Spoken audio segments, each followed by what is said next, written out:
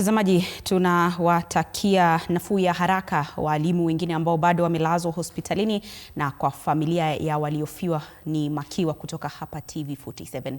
Tuzidi kukutaarifu na ni kwamba watu watatu wamefariki baada ya trela la kusafirisha miti kubingirika katika kivuko hatari cha Arimu katika barabara ya Molo kuelekea Njoro usiku wa kuamkia leo. Wakazi sasa wanaitaka serikali kutimiza ahadi yake ya kupanua kivukio hicho baada ya zaidi ya watu 12 kufariki mwaka jana pekee katika eneo hilo. Mwandishi wetu wa habari Mike Chalo anaarifu zaidi. Baada ya watu 12 kufariki katika ajali ya eneo la Arimi, kaunti ya Nakuru mwaka jana, watu wengine watatu wamefariki katika ajali nyingine usiku wa kuamkia leo.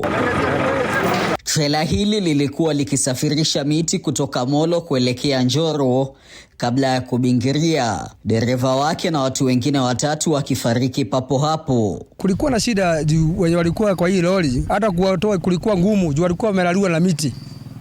Sasa ilibidi tuitishe watu wakuja kukatakata miti ndio wao watu waweze kuolewa.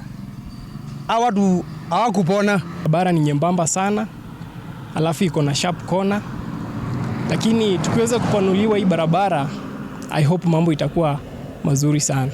Wakazi sasa wanaitaka serikali kutimiza ahadi yake ya kupanua kivuko hicho ili kuzuia maafa zaidi. Hii barabara ilimeza watu karibu 14.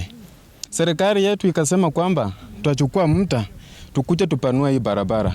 Hii barabara imekuwa ni kama changa la accident kila mara. Sasa tunaomba serikali ikuje tusaidie kwa sababu tumechoka na hizi accident.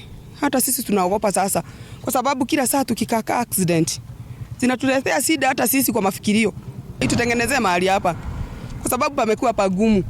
Pamekuwa pagumu kweli. Mike Chalo, TV47.